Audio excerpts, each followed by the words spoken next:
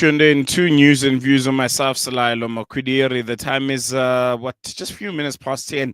We've come to the back end of the show, but we're going to be doing that and wrapping up with a very, very important topic. The Congress of South African Trade Unions, COSATU, has thrown its full weight behind the emergency conference that is currently in Bogota, in Colombia, a bold initiative that is co-convened by South Africa and Colombia under the Hague Group. You remember the launch of that Hague Group a few months ago, very, very big, plus minus 80 countries from across the world coming together and with solidarity with Palestine and saying, there needs to be repercussions, there need to be consequences for this genocide against the people of Gaza by Israel.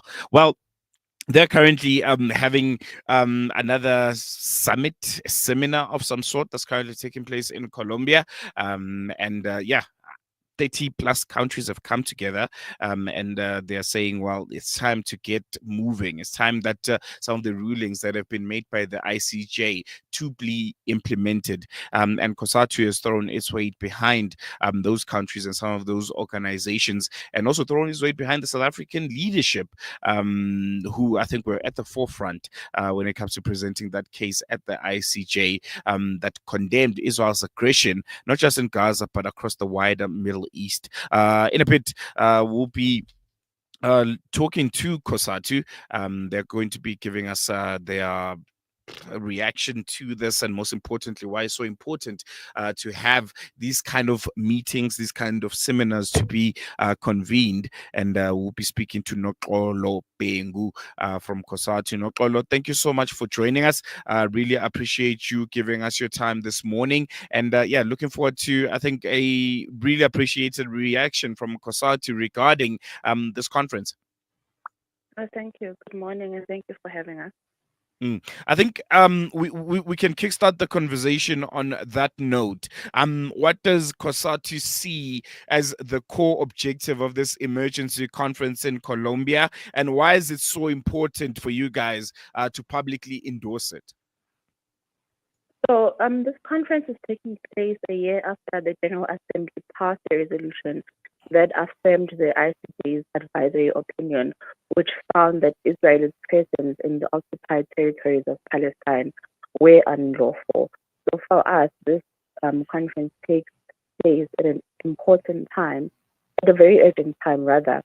And what we are seeing in Gaza is deepening the humanitarian crisis that's taking place, but also the world can't just sit back and watch.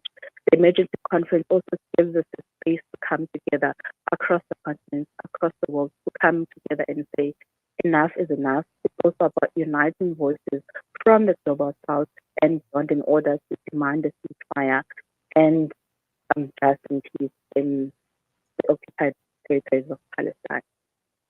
No, definitely. And talking about the ICJ, that ruling, which has, for many people has been described as a turning point when it comes to Israel-Palestine kind of engagements and relations. How do you assess that? In COSATU's view, has anything actually changed since that point?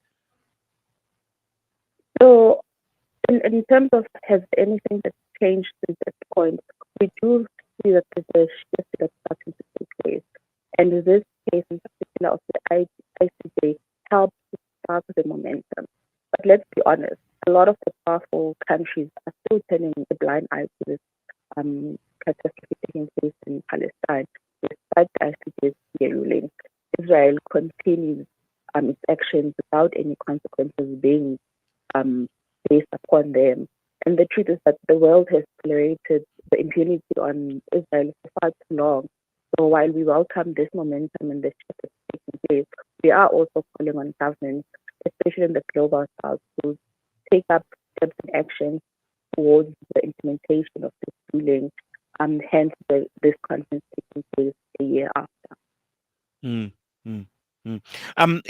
In your statement that you guys released, you've mentioned the Hague Group, this organization of countries and civil society movements that have come together, to push this agenda that there needs to be consequences for Israel's actions in Gaza.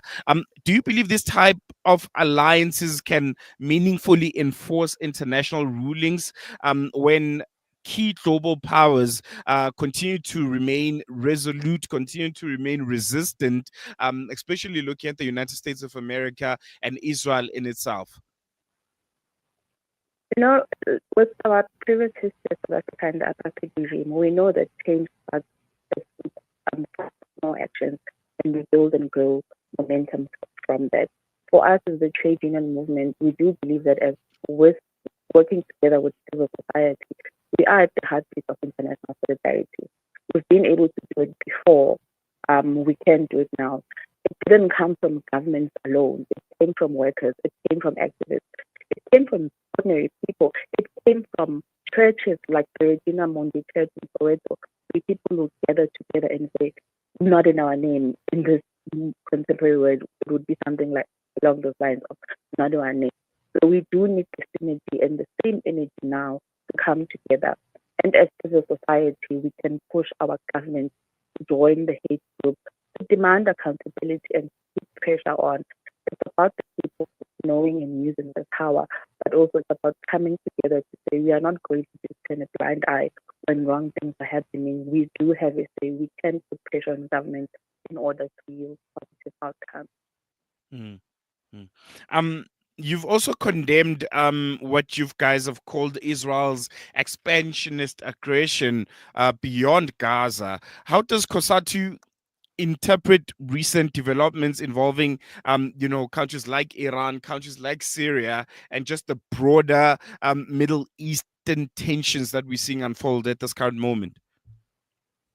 The Middle Eastern tensions that are going on are part of the reasons why we use this expansionist word in the statement. Because what is happening is because Gaza is not just one part of a much bigger, because Gaza is one part of a much bigger picture. They are in the region. But the aggression in Israel isn't limited to Palestine. Its actions towards Iran, Syria, and across the region, they do reflect a dangerous pattern for us, whereby it seems every time now we are going to have to find ourselves having to put together, to put in front more cases on the issue, trying to seek justice. So we see it as them expanding, but also very militaristic and destabilizing peace and security within that region.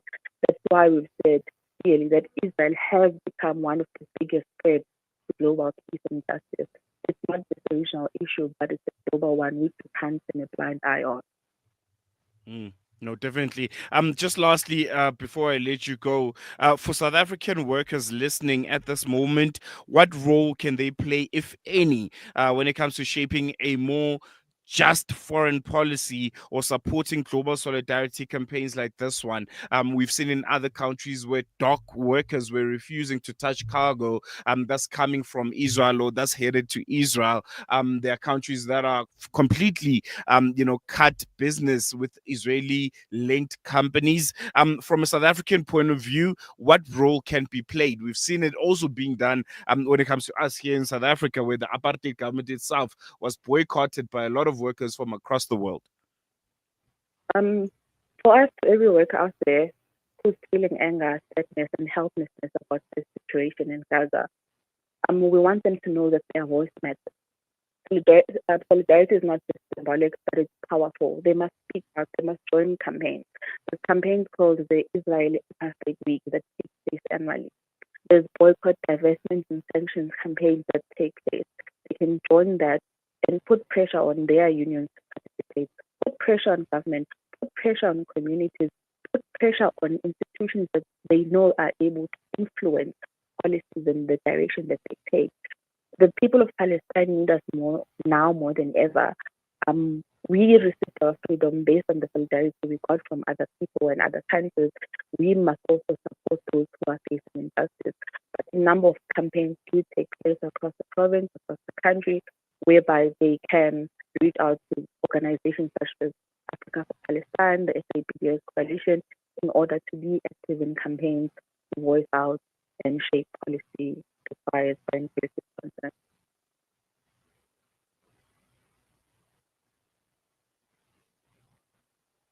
Hello?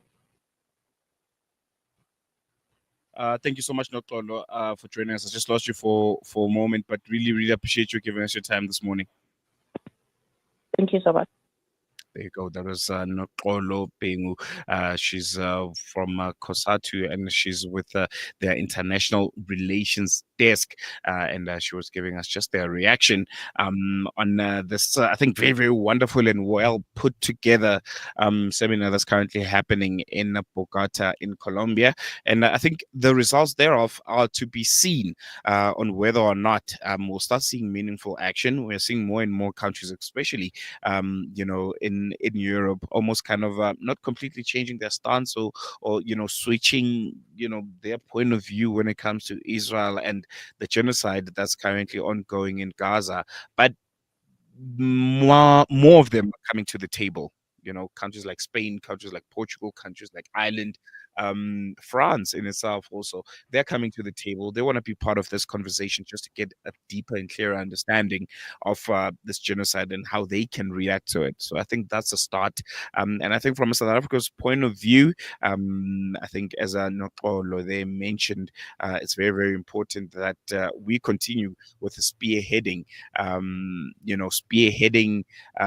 the fight and solidarity with the people of Palestine. We have some comments that are coming in. Abdul Razak Ishmailov saying, COSATU, NUMS, and others need to organize a dog worker strike yet again, so no more coal or diamonds end up in the apartheid attack dog of Israel. And I think that's true.